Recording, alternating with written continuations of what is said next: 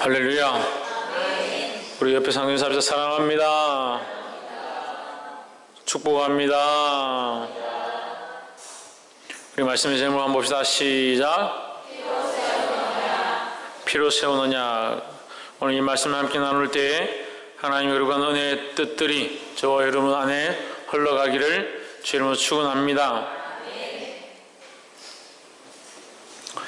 사람이 교만한 사람들과 겸손한 사람이 있는데 우리가 가지고 있는 교만과 겸손의 기준이 뭐냐? 잘난 척하고 자기 목에 힘을 주면 교만한 것이고 남의 말을 잘 듣고 잘 숙이면 겸손한 것이다. 성경은 그렇게 말하지 않습니다. 하나님의 말씀에 순종하는 것이 겸손이고 하나님의 말씀에 순종하지 못하는 것이 교만이다. 할렐루야. 그래서 세상의 기준과 가치로 교만함과 겸손함을 판단해서는 안 된다라는 겁니다. 그래서 부족한 사람이 목회를 하고 또 목사로 세워져서 하나님의 나라와 영광을 위해서 일하고 있지만 많은 사람들이 저를 판단합니다. 교만하다, 때로는 겸손하다. 그렇지만 저는 둘 다 듣지 않습니다. 왜 듣지 않느냐? 그것이 하나님의 기준으로 말하는 것이 아닌 줄 알기 때문에 겸손함과 교만함은 하나님의 말씀의 기준으로 봐야 된다는 겁니다. 어떤 것이 교만한 것이다? 하나님의 말씀에 순종하지 않는 것. 어떤 게 겸손합니다? 하나님의 말씀에 순종하는 것. 그래서 아무리 잘났고 장로가 되고 회장이 되고 사장이 되고 목사가 된다 하더라도 주의 말씀에 순종치 아니하고 자기 뜻대로 살려고 하는 사람들은 교만한 것이다. 반대로 큰 소리를 빵빵 치고 성질을 내고 아이들을 막 끌고 다니는 것 같고 네, 나보고 얘기하는 것 같네. 아이들한테 혼을 내고 그렇게 하지만 하나님 말씀을 순종해서 하려고 노력한다. 그건 겸손한 거예요.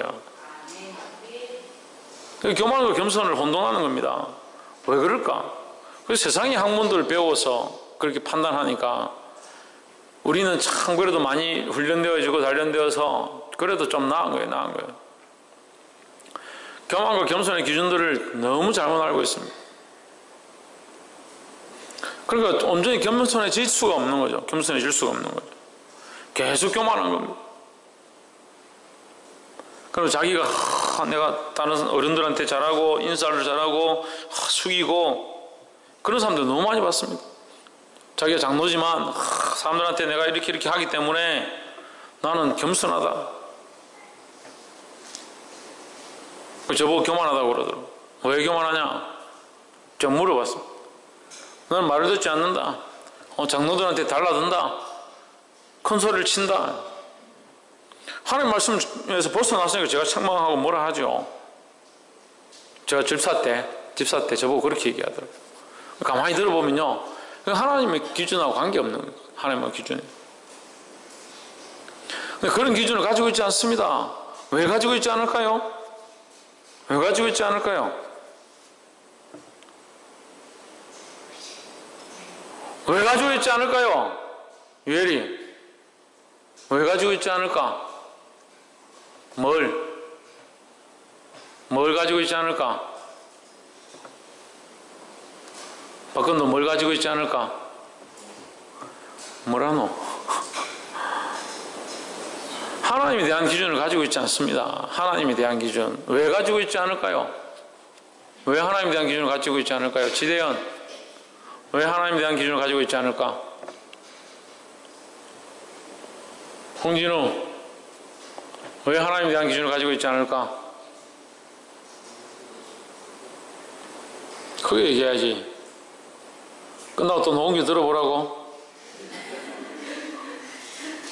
김태현, 왜 하나님에 대한 기준을 가지고 있지 않을까? 나이 나 되면서 하나님의 은혜인 줄 몰랐어. 할렐루야. 신희경 왜 그럴까? 내 기준이 있어서. 할렐루야. 천정민 왜 그럴까? 세상 기준에 따라서. 지훈아 왜 그럴까? 앞에서 다 말했어. 지혜은 인간적인 눈을 가졌기 때문에. 박성님 왜 그럴까? 교만해서. 예수 그리스도를 주로 숨기지 않았어요. 예수 그리스도가 주가 되는 것이 우리 교회 안의 해결입니다. 여러분, 문제의 해결은 딴 데 있지 않습니다. 예수 그리스도를 주로 섬기는 겁니다. 그러면 불평불만하고 믿고 시기가 나고 속상하고 답답하고 왜 저렇게 할까 이해가 안 되면 그 이해가 안 되는 마음은 주를 위한 마음인가 자기가 돌아보면 돼요. 이해가 안 된다. 목사님 왜 저렇게 하는지 이해가 안 된다. 그건 주를 위한 마음인가? 왜 이렇게 되어가고 있는지 모르겠다. 이게 주를 위한 마음인가? 주를 위한 마음인가? 주를 위한 기준과 예수 그리스도를 주로 한 기준들을 가진 자들은 기도합니다. 하나님께 기도합니다. 주여, 이 길이 주님의 길이 아니라면 우리를 인도해 주십시오. 우리를 주님의 길로 인도해 주십시오. 우리 나아가는 길들을 주의 영광을 위해 살도록 도와주십시오. 선교 가운데, 복음 가운데, 교회 가운데 주의 영광을 드러내는 일들을 할 수 있게 도와주십시오. 기도하게 되어 있습니다. 왜? 예수 그리스도를 주로 삼기 때문에 우리의 걸어가는 것이, 우리 삶의 모양이 예수님을 주로 하고 하나님의 영광을 드러내기 위한 삶의 목적들로 되어 있어야 되는 거예요. 그런 기준이 되어 있지 않으니까 자기 기준으로 판단해. 자기 기준. 내가 보았는데 내가 가지고 있는 가치관을 판단하기엔 저거 아니야? 어디 있어 목에 힘을 주고. 여러분, 목에 힘 다 줘도 돼요. 저는 여러분들 목에 힘 준다고 교만하다 생각하지 않습니다. 하지만 예수 그리스도를 주로 했느냐, 예수 그리스도를 바라보고 그의 뜻을 쫓아가고자 하는가, 하나님의 말씀대로 살려고 하는가, 그 일들이 우리 교회 안에 일어나게 되기를 주의 이름으로 축원합니다. 히브리서 말씀 9장 11절, 그리스도께서 장래 좋은 일에 대제사장으로 오사 손으로 짓지 아니한 곧 이 창조에 속하지 아니한 더 크고 온전한 장막으로 말미암아. 자, 더 온전한 장막은 뭐로 짓지 않았다? 손으로 짓지 않았다. 그럼 사람이 짓지 않았다는 거죠? 사람이 준비한 것이 아니다. 그러면 이전 제사는 어땠느냐? 사람이 준비했다. 어떻게? 천냥을 준비하고 1년 된 순양을 준비하고, 자기 가정에서 그래도 가난하면 방구를 준비하고, 더 가난해서 먹을 게 없으면 열매라도 따와서 배라도 걷어와서 하나님 앞에 드렸다. 곡식을 태워서라도 드렸다. 누가 준비하는데? 사람이 준비했다는 거예요. 손으로 지었다. 사람이 준비했다라는 거죠. 사람이 준비한 것은, 이거 우리가 앞에서 배웠습니다. 사람이 준비한 것은 뭐가 문제입니까? 온전치가 않다. 왜? 죄인이 준비했기 때문에. 죄인이 준비했기 때문에. 자, 죄인이 자기 죄를 위해서 제물을 가지고 와서 하나님 앞에 드립니다. 그럼 그 제물은 누구를 위하여? 그 죄인의 죄를 위하여 희생되는 거죠. 그런데 정확한 계산을 하려면 어떻게 해야 됩니까? 내가 승희한테 100만 원 빌렸는데, 승희야, 내 돈이 없다. 쌀 한 톨 줄 테니까 이거 가지고 없는 거를 하자. 이순애 집사님, 제가 10만 원 빌렸습니다. 이순애 집사님한테 연필 한 자루 주면서, 집에 박창조 쓰던 연필 한 자루 제가 갚을게요. 이거 드린 걸로 뭐 갚읍시다. 말이 안 되는 거죠. 딱 시험 들겠죠. 우리가 드리는 제사는, 우리가 하나님 앞에 이 제사를 드렸다. 손으로 지은 이 제사를 지었다. 그렇지만 이 제사는 온전치 않다. 왜? 우리의 죄를 속하기에 이 제물이 턱없이 부족한 것이라는 거죠. 이 제물이 턱없이 부족한 것이라는 거죠. 그러면 자, 오늘날 돌아봅시다. 우리가 드리는 이 예배는 우리의 삶의 모양, 우리의 죄인된 삶의 모습들을 하나님 앞에 온전케 하기에 이 예배는 온전한가? 턱없이 부족합니다. 턱없이. 그래서 사람들이 착각합니다. 그래도 여러분 제발 주일 예배를 드리십시오 이렇게 했다고 해서 주일 예배 딱 드리고 나면 그래도 내가 그래도 주일 예배 드렸는데 속으로, 오늘 우리 교회 어험한 사람 없지만 속으로 그래, 내가 그래도 11시 예배 주일 예배 드렸지 내가. 착각하는 거죠. 이 예배를 드림으로 내가 온전하다. 온전하게 무슨 온전합니까? 손으로 지은 거죠. 손으로 지은 거. 이거 온전치 않다는 거죠. 그래서 하나님께서 우리에게 뭘 더하십니까? 은혜를 더하신다라는 거예요. 우리가, 자, 그래서 이 은혜를 더하심에 대한 원리가 이거예요. 우리가 하려고 하면 하나님이 도우신다. 이게 은혜를 더하시는 원리거든요. 그래서 우리가 손으로 지었다 이 제사를 손에 어떤 제물로 하나님께 드리고자 할 때에 이 제물이 온전치 않지만 하나님께서 거기에 약속의 은혜 첫 번째 첫 언약이 됐어 얘기하는 겁니다. 예언약. 우리가 하나님의 예물을 가지고 와서 드리려고 할 때 이 예물이 온전치가 않지만 이 예물이 나의 살아온 이 죄를 사하기에는 너무 큰 거잖아요. 죄의 결국은 뭔데요? 사망이잖아요. 나의 생명과 관련된 건데 내가 드리는 이 제물이 합당치 않잖아요. 이 제물, 내가 염소를 드리고 양을 드리고 비둘기를 드리고 벼를 드리는 이 벼가 내 한 생명을 대신하기엔 너무 하찮은 거잖아요. 그렇지만 이 피를 뿌리고 이 제물을 태워 드릴 때 하나님 여기 뭘 더하시냐? 첫 번째 언약에 약속했던 너희가 드리면 내가 그 죄를 없이 하리라. 내가 넘어가리라 했던 그 은혜의 약속을 여기 더하는 겁니다. 그래서 이것을 내가 받아주겠다. 내가 인정하겠다라는 거죠. 오늘 예배는 어떻습니까? 오늘 예배는 우리가 주님 앞에 나와서 우리의 생명을 이게 이제 앞뒤가 바뀌는 거예요. 전에는 우리가 죄를 지었기 때문에 제물을 가지고 하나님 앞에 와서 이 제물을 드림으로 죄를 사해 주십시오 하지만 지금은 뭡니까? 우리가 제 사함을 입었고 또 구원을 얻었고 새로운 생명을 얻었기 때문에 예배 가운데 나오는 거죠. 감사함을 앞에 나오는 겁니다. 그러면 자 우리가 이것도 또한 이 가치의 차이예요. 앞에 내 생명을 대신할 내 죄로 말미암아 생명을 대신할 수 있는 것이 안 되죠. 제물이 그렇게 안 되죠. 하지만 하나님이 여기 은혜를 더하셔서 받아주신다. 어려워요? 쉽잖아요. 첫 번째 이 언약이 뭐냐?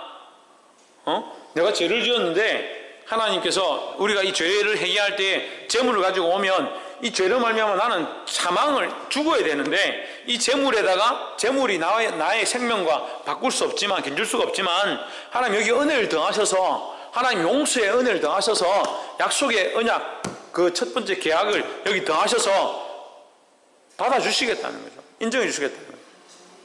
그런데 두 번째 지금은 어떻느냐? 지금은 새 언약의 시대죠. 새 언약의 시대. 예수 그리스도로 말미암아 그 십자가의 구원으로 말미암은 새 언약 시대다. 그럼 우리 왜 예배드리냐?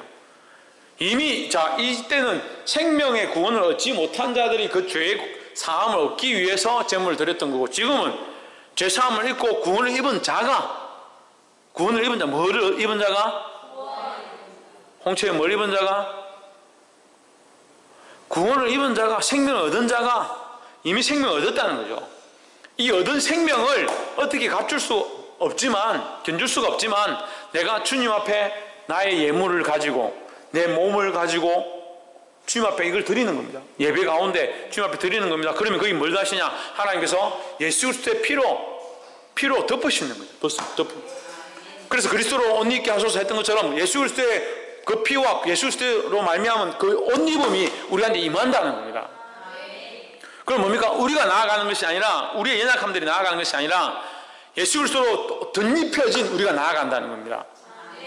그래서 우리는 이미 영생을 얻었고 구원을 얻는 이 구원의 감격 이것을 다 견줄 수가 없지만 여기에 다 견줄 수가 없지만 우리가 우리 몸을 드리고 우리 시간을 들여서 주님 앞에 나와서 예배하는 이 시간 1시간 동안에 하나님의 은혜를 덧입히셔서 우리가 하나님 나라의 구원을 이미 얻은 이 구원의 감격들을 알게 하신다는 거죠. 그래서 첫 언약에 이 언약에 내가 내 생명에 대한 값어치로 제물을 드려서 그것에 은혜를 더하셔서 이것을 온전케 하셨던 것처럼 가품이 되었던 것처럼 내가 영생을 얻은 이 생명의 구원의 기쁨을 어디 표현할 수가 없는 거예요. 그래서 주님 앞에 나와서 뭘 하는 겁니까? 예배를 드리는 겁니다. 그 예배 가운데 하나님 이 예배를 받아주시고 우리가 주님 앞에 나와 찬양하는 것들을 받아주시고 기도를 받으시고 여기 가운데 은혜를 더하셔서 이 은혜로 우리가 구원을 얻은 것으로 말미암은 이 은혜를 누리게 하신다는 겁니다. 할렐루야. 처음에 언약하고 다르죠. 처음에는 뭡니까? 죄사함을 입기 위한 조건부 제물을 드리는 것이지만 지금은요 이미 얻었다는 거예요. 이미 구원을 얻은 것에 대한 감격의 예배가 되는 겁니다. 할렐루야. 이 창조에 속하지 아니한 손으로 지은 것이 아니다. 이 창조에 속하지 아니한 더 크고 온전한 장막으로 말미암아 온전한 장막 이제 손으로 지어서 제물 드리는 것이 아니고 더 온전한 것이 있다라는 거죠. 12절 염소와 송아지의 피로 아니하고 오직 자기 피로 영원한 속죄를 이루사 단번에 성소에 들어가셨느니라 하십니다. 이 두 가지로 쪼개지죠. 염소와 송아지 피가 아니고 이제는 어떻게 바뀌었느냐? 자기 피로 오직 자기 피로 오직 자기 피로 이 오직은 뭡니까? 오직 예수 그리스도밖에 없다는 거예요. 내가 곧 길이요 진리요 생명이니 나로 말미암지 않고는 아버지께로 올 자가 없느니라 했습니다. 그 누구냐? 예수 그리스도라는 거죠. 그래서 우리가 지금 드리는 예배는 염소와 송아지로 하는 것이 아니라 이미 구원받은 우리가 감격함으로 하나님 앞에 나와서 우리가 죄인인데 주님 구원하여 주셨음을 감사합니다.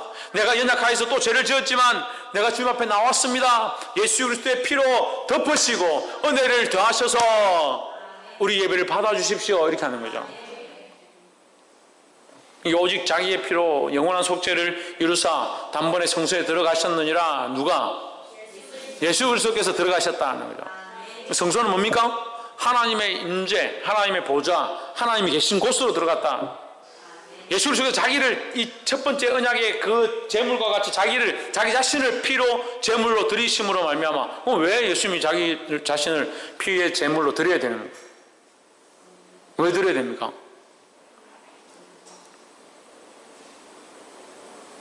복성님,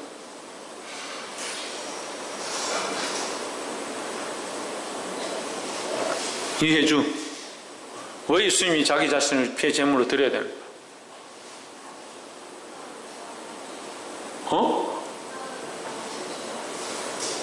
뭐라노? 하나님의 사랑을 실천하려고. 하나님 사랑을 실천하려. 할렐루야. 신의경, 왜 그래야 돼?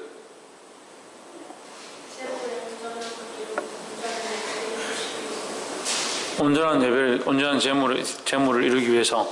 김태현.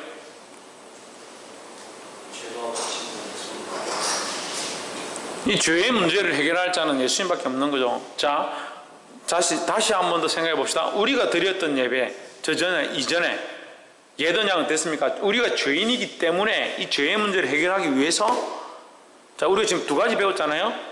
두 가지 배웠죠. 옛 제사할 방법과 지금의 예배 방식을 이제 두 가지로 제가 지금 설명했잖아요. 박이사 뭘 설명했다고? 뭐라노?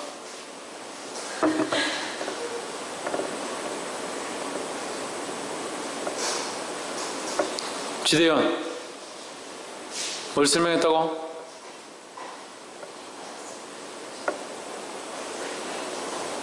박근도 뭘 설명했다고?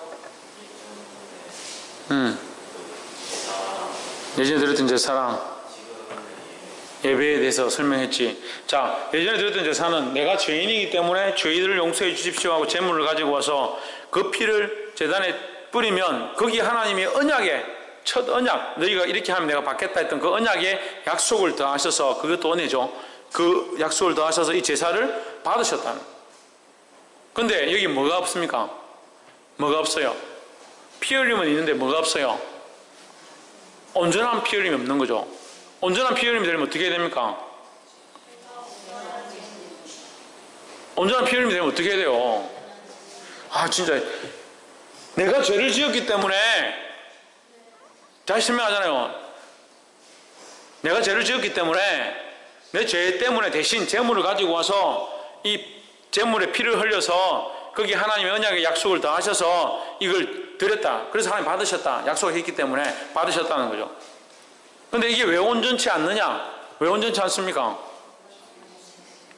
예? 제물이 온전하지 않아서 1번 제물이 온전하지 않아서 2번 제사장이 온전하지 않아서 3번 죄를 지은 사람이 죽어야 되잖아요. 죄를 지은 사람이 죽어야 되잖아요. 죄를 지은 사람이 죽으면 그게 온전한 제사가 됩니다.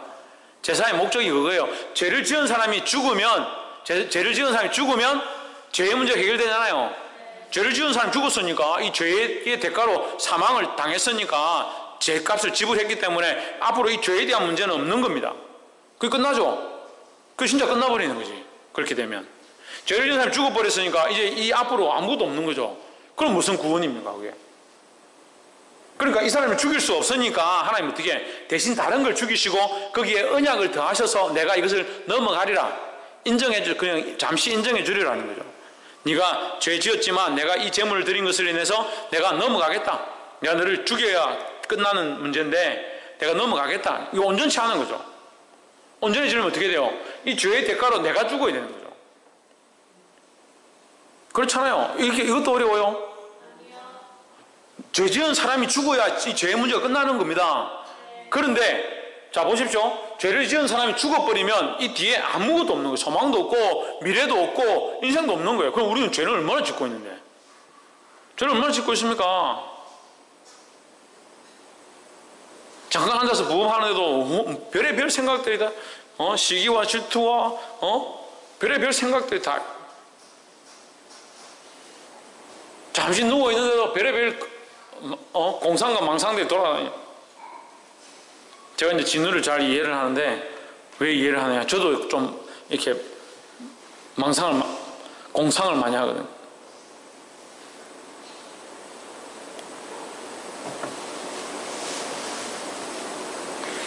그럼 이 죄에 대한 문제를 어떻게 해결하나요? 방법이 없잖아요. 그럼 누군가 대신 우리를 위해 죽으면 됩니다. 그죠? 제가 이제 어제 가서 예를 들자면 지나가는 여자를 이렇게 희롱을 했다. 그럼 대신 승리가 와서 아빠가 그런 짓을 했으니까 안 됩니다. 계속 목회하셔야 되니까 제가 대신 죽을게요. 탁 죽었다. 나중에 알고 보니까 박성희도 친구들한테 학교 다닐 때 거짓말을 한 적이 있더라. 그럼 뭐요? 지가 지은 죄 때문에 죽은 거예요. 지가 거짓말 한 것 때문에 죽은 거예요. 대신 죽어도 소용이 없는 거죠. 그래서 하나님이 이 대속의 원리, 대신 속죄한다는 원리, 어떤 자가 와야 되냐? 죄가 없는 자가 와야 되는 거죠. 나는 이미 죄를 지었고 우리 모두 다 따라합시다. 우리 모두 다 죄인이다. 우리가 다 죄이니까 내가 대신 죽을게. 목사님이 위해서 대신 죽을게. 저도 그러면 죽고 싶어요. 여러분들 위해서. 특히 채윤이를 위해서 내가 죽고 싶어. 경부를 위해서 내가 죽고 싶어.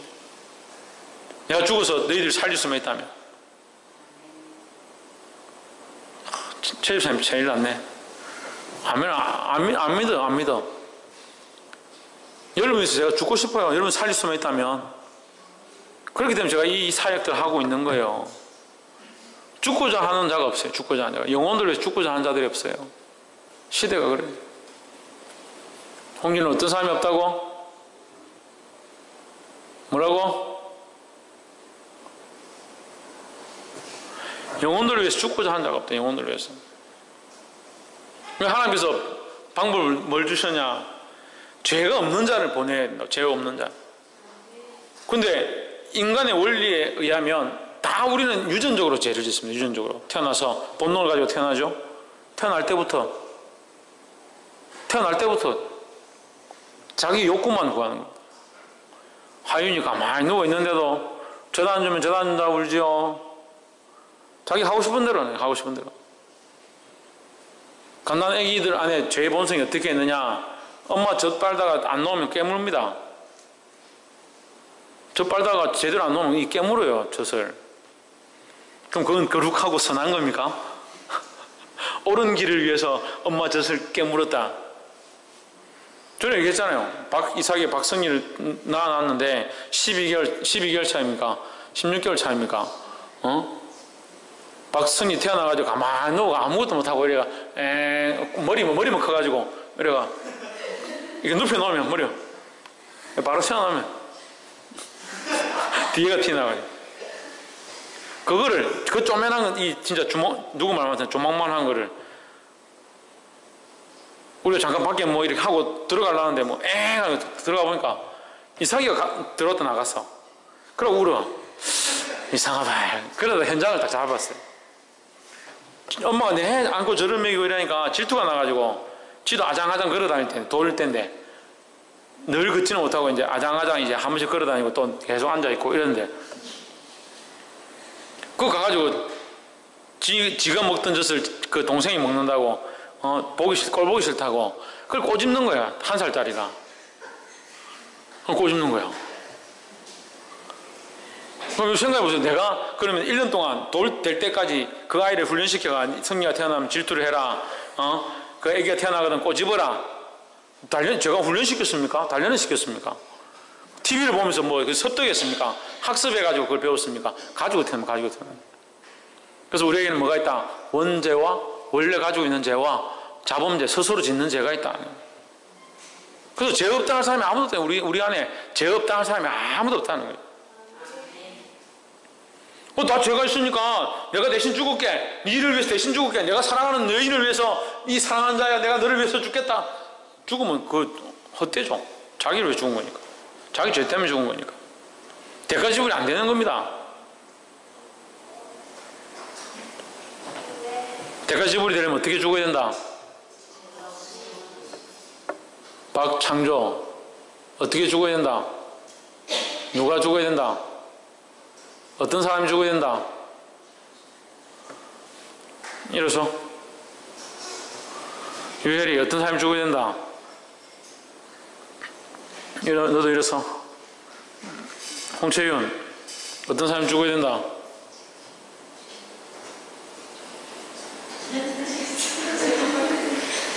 죄 없는 사람이 죄 없는 사람이 죽어야 된다. 하나님이 죄 없는 사람이 이 땅에 아무도 없잖아요. 그래서 왜 예수님이 인카네이션 하신 성육신 하셨냐? 참 고민하지 않습니까? 교회 다니는 사람들이 그런 고민 안 해요. 왜 고민 안 합니까? 고민을 해봐야지. 홍진은 어떤 사람이 죽어야 된다? 죄 없는 사람이 죽어야 되니까 예수님이 대신 오신 거예요. 올 사람이 없는 거예요. 아무도 사람 중에 죽을 사람이 없는 거죠. 그러니까 하나님께서 죄 없으신 하나님께서 사람의 몸을 입고 태어나시는데 앉아요.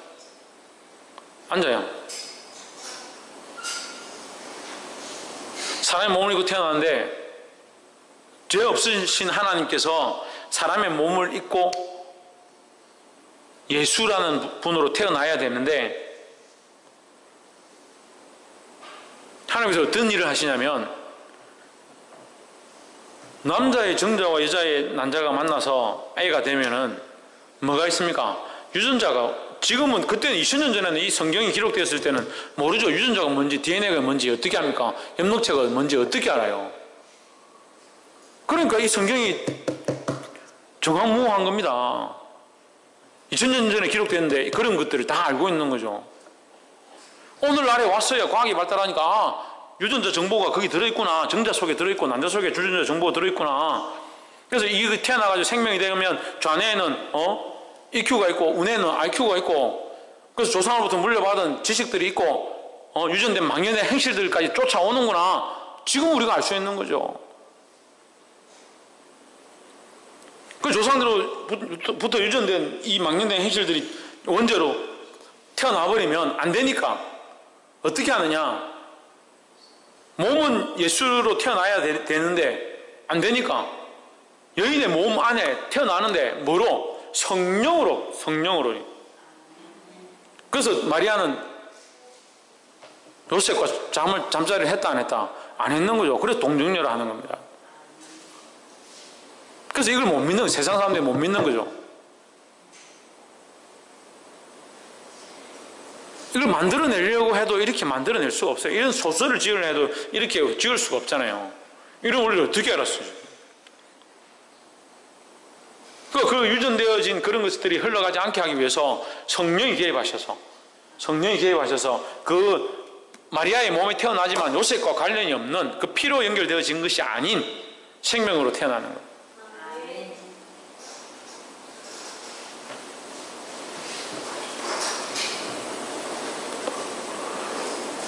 그래서 예수님께서 성인이 되시고 사역들을 하시고 나서 어떻게 합니까? 자기를 십자가에 못 박아 죽게 하십니다. 십자가에 못 박아 죽으십니다. 이 십자가에 못 박아서 자기를 죽게 하심은 왜 제가 목사님 자꾸 죽게 하십니다, 죽입니다 표현하느냐? 자살한 게 아니잖아요. 우리 죄를 위해서 자기 스스로 죽음의 자리 가운데 선택하셨다는 거예요. 순종하셔서 가셨다는 거예요. 자, 이 죄를 지음에 대한 문제를 누가 해결할 수 있느냐? 이 죄에 대한 문제를 죄가 없는 사람이 와서 죄의 대가를 지불하면 생명이 생명으로 갚았으니까 그렇잖아요. 사람의 생명이 죄를 지어서 죽어야 되는데 그 사람의 생명을 갚아버렸으니까 이게 없어지는 거죠. 해결되는 거죠. 그래서 온 인류의 죄를 대신해서 죄 없는 그분이 오셔서 이 죄의 원리를 해결하셨다는 거죠. 죄의 문제를 해결하셨다는 거죠. 이것이 온전한 언약이다. 옛 언약은 사람이 죄를 지어서 온전치 않기 때문에 뭐 방법이 없으니까 제물 송아지와 염소를 잡아서 드렸는데 그게 온전치 않은 제사다. 하지만 예수님이 오셔서 대신 죽으셨다. 이게 뭐냐? 이게 온전한 제사라는 거죠. 그러니까 이 온전한 제사가 있고 나서는 이전에 하던 이 옛날 제사, 동물 잡고 식물 잡고 태워서 드리는 이거 이제 필요 없다는 거죠. 그럼 뭐만 남느냐? 온전치 않은 것과 온전한 것이 있는데 여러분 어느 걸 선택하겠습니까? 온전한 걸 선택하는 거죠. 하나님께서 온전한 그 제사를 드리게 하신 겁니다. 그래서 이것을 드리기만 하면, 이것을 믿기만 하면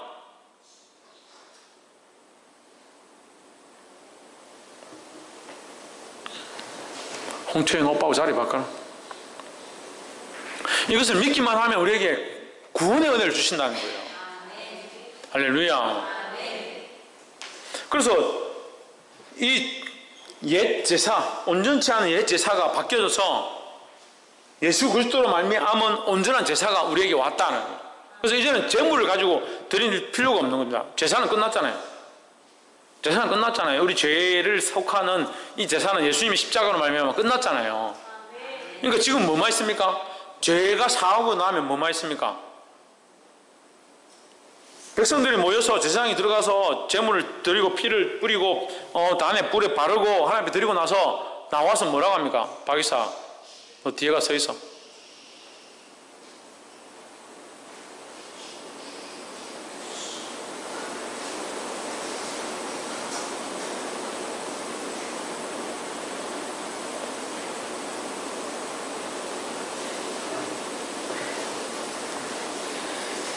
단에 뿌리고 뿔에 바르고 그렇게 제사를 드리고 나서 다 드리고 나면 하나님 받으셨다는 마음이 들면 이제 나와서 백성들에게 하나님께서 여러분들의 죄를 사하셨습니다 이렇게 외치면 백성들이 기뻐가 할렐루야 하면서 그 뜰마당에서 기뻐 뛰면서 춤을 추고 찬양하고 축제를 하고 하는 거죠. 왜? 제사함을 받았으니까. 이제 우리는 구원을 입었다라는 그런 마음으로 막 기뻐하고 즐거워했습니다. 오늘은 뭐가 나왔습니까? 이제 예수 그리스도의 피로 말미암아 우리 죄가 사해졌다. 이 십자가의 사건으로 끝났다는 거죠. 그럼 이제 뭐가 나오냐? 기쁨의 제사만 남은, 기쁨의 축제만 남은 거죠. 할렐루야. 하지만 기쁨의 축제만 남았으니까 우리가 어디까지 영원한 하나님 나라에까지 이 기쁨을 누리면서 살아간다는 거죠. 그럼 왜 오늘날 우리 예배가 기쁨이 없고 기쁨이 없고 내 슬픔만 있고 왜 그럴까? 상실되었다는 잊어버렸다는 거죠. 이 기쁨을 잃어버렸다는 거예요. 왜 잃어버리냐? 우리가 육신에 속해 있어서 육체에 속해 있어서 육신을 사랑하고 육신을 쫓아가니까 하나님의 법들을 잃어버리는 겁니다.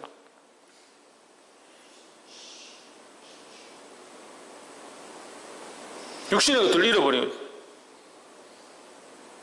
하나님의 법들을 잃어버리고 육신에 속해 있어서 하나님의 법들을 잃어버리는 거예요. 그래서 우리가 한번 회개하고 예수 그리스도의 피로 온전케 했으면 사실은 다시 회개할 필요가 없습니다. 하지만 우리는 어디에 속해 있기 때문에 지금 육체에 속해 있기 때문에 육체를 가지고 있기 때문에 육체의 몸을 가지고 있잖아요. 조혜준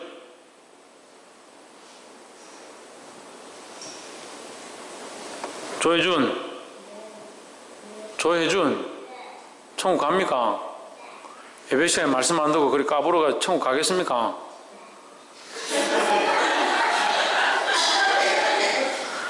제일 용감하네. 우리가 육체에 속해 있어서 자꾸 죄를 짓기 때문에 뭐가 필요하다? 회개함들이 필요하다. 회개함들이. 육체에 속해 있어서 죄를 짓기 때문에 회개함들이 필요하다. 육체에 속해서 죄를 짓기 때문에 송아지를 맨날 잡아와서 제사 드리려면 어떻게 할래? 송아지를 쥐혜은 매주 너는 보니까 자주 좀 감정의 기복이 있으니까 너는 송아지 10마리 가져. 지훈아 너도 가끔씩 그러니까 너는 5마리 들고 온다. 너는 남자니까 큰 걸로 갖고 오라. 송아지 한 마리 요새 얼마입니까? 300만 원 합니까?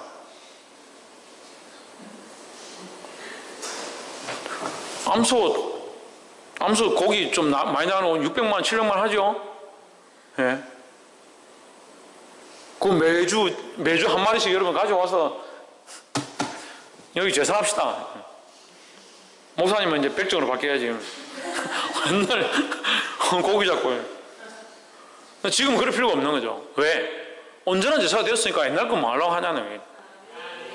예수님이 십자가에 자기 몸을 피로 찢으시고 자기 몸을 피 흘림으로 우리 죄를 사했다.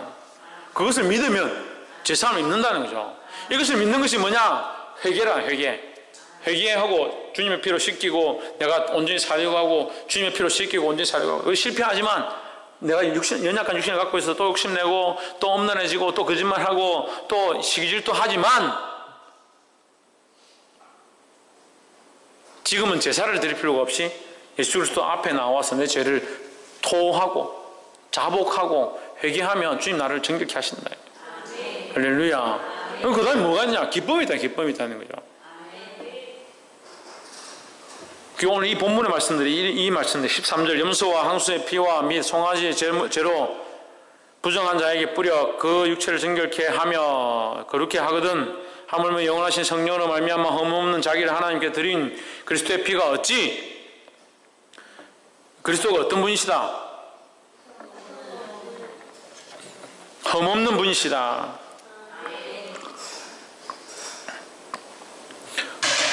성령으로 말미암아 흠없는. 그래 아까 제가 설명했죠? 태어날 때 성령으로 말미암아 태어난다. 성령으로. 이 사람의 방법으로 태어나면 흠이 있는 거죠. 그런데 그 원리를 하나님 아시고 하나님 이미 아시고 그것을 계획하시고 동정녀에게 태어나게 하신다는 거죠. 근데 이걸 많이 부정합니다. 동정녀가 아니다. 요셉하고 이미 바람 피가 잦다. 속도 위반이다. 캐사고 막 아유.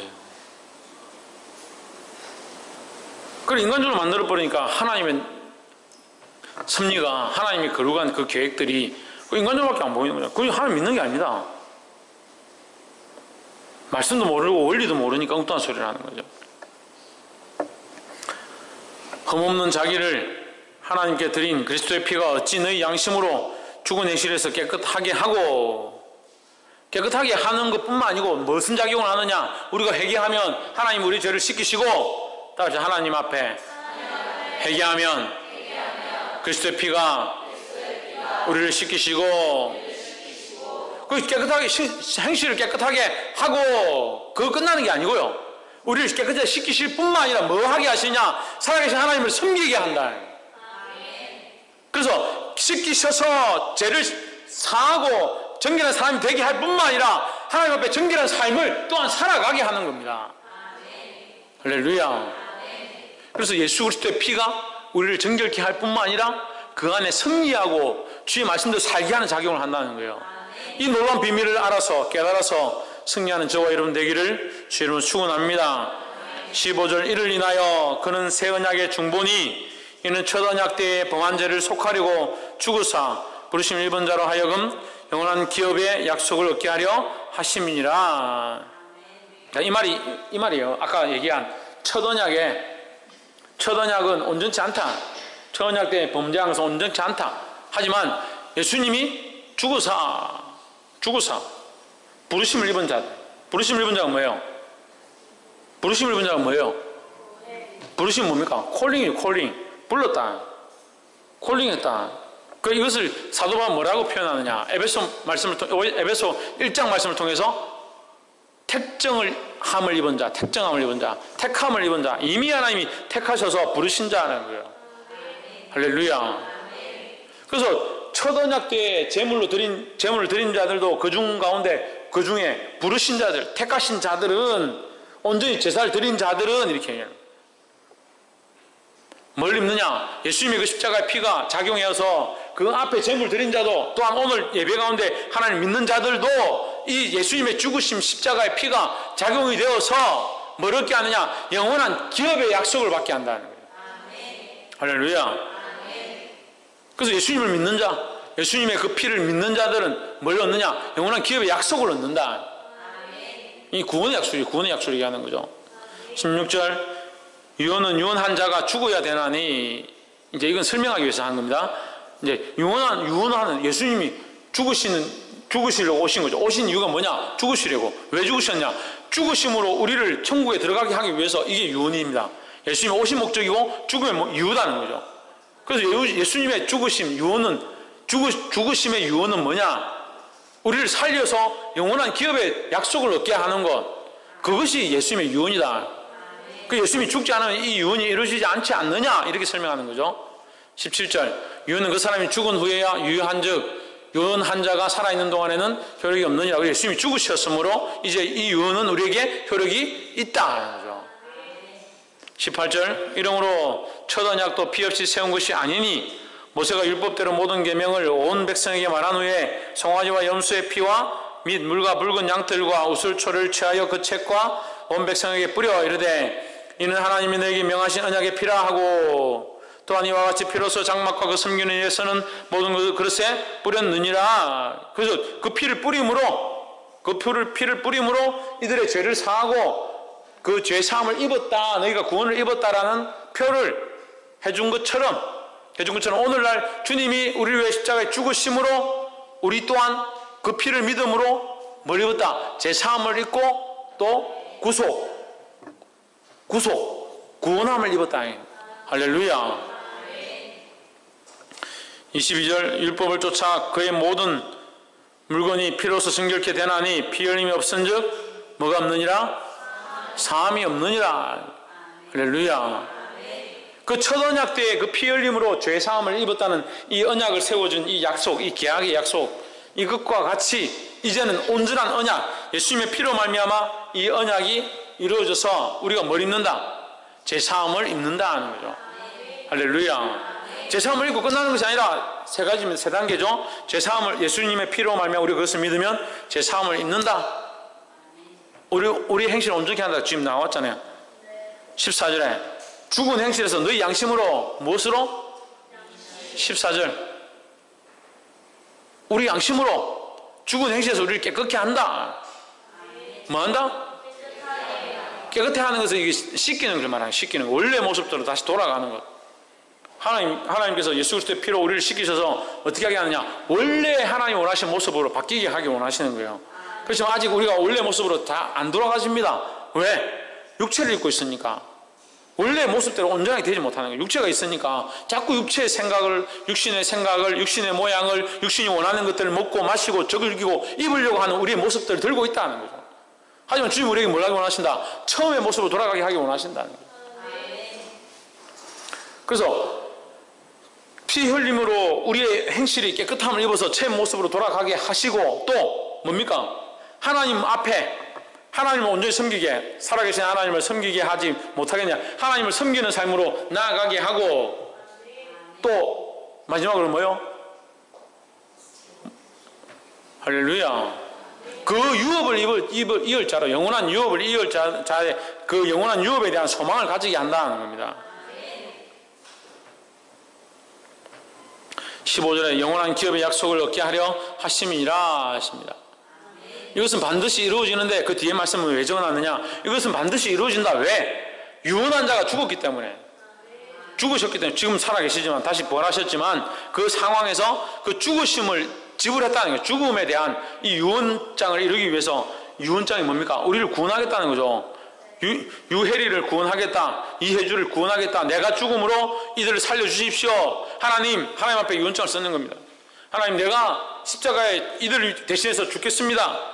나는 죄가 없지만 이들을 대신해서 내가 피 흘려서 내 목숨을 내어놓겠습니다. 지대원을 박근도를 살려주십시오. 이렇게 쓴 거죠. 그래서 예수님이 죽었습니다. 그래서 이 유언장은 효력이 있다는 거죠. 왜? 죄가 없으시니까. 죄가 없으니까 우리를 충분히 구원하실 수 있다는 거죠. 할렐루야. 그 당위성에 대해서 다시 설명을 한 것 뿐이고, 이제 중요한 세 가지는 우리가 피 흘림으로 말미암아 피 흘림으로 말미암아 뭘 입는다? 깨끗함을 입는다. 깨끗함을. 두 번째는 하나님의 섬기는 자의 삶을 살게 되어진다는 거죠. 깨끗함을 입고 죄사함을 입은 자들은 당연히 뭘 살아야 되냐? 하나님이 원하시는 하나님을 섬기는 삶을 살아야 된다는 거예요. 할렐루야.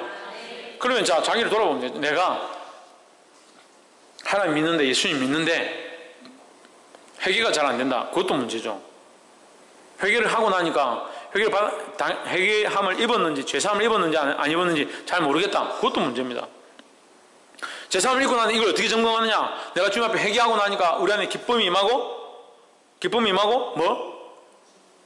기쁨이 임하고 뭐요? 기쁨이 임하고 하나님을 섬기고 싶은 마음이 일어나는 거예요. 하나님 앞에서 살아가고 싶고 하나님 섬기고 싶은 마음이 우리 안에 일어난다면 그건 온전한 해결을 한 거예요. 그 하나님 섬기고 싶은 삶을 살아가는데 거기에 또 뭐가 더해지면 하나님 나라에 영원한 소망이 생겨나고 영원한 기업에 대한 그 약속들이 분명해지면 그게 온전한 해결가 된 것이고 예수님이 우리 안에 오셔서 작용하고 있는 거라는 거예요. 할렐루야. 이 믿음이 회복되어지고 이 관계가 회복되어지고 이 예수 그리스도가 저와 여러분 안에 주가 되심으로 삶에서 승리하게 되는 저와 여러분 되어지기를 주의 이름으로 축원합니다. 기도하겠습니다. 살아계신 하나님, 주의 거룩한 말씀을 들을 때 우리 삶이 도전되어지게 하시고 이 말씀을 들음으로 정결함을 입고 하나님을 섬기며 영원한 기업에 대한 약속들을 받을 수 있도록 도와주시옵소서. 주께서 간섭하시며 인도하시는 믿사옵고 살아계신 예수 그리스도 이름으로 기도합나이다. 아멘.